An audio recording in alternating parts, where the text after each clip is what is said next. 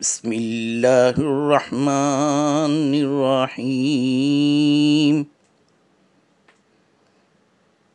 اللہ کے نام سے شروع جو نہایت مہربان ہمیشہ رحم فرمانے والا ہے۔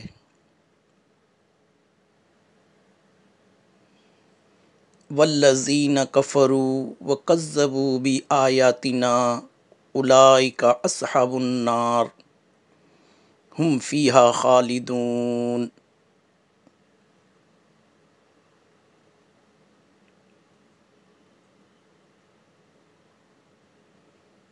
اور جو لوگ کفر کریں گے اور ہماری آیتوں کو جھٹلائیں گے تو وہی دوزخی ہوں گے، وہ اس میں ہمیشہ رہیں گے۔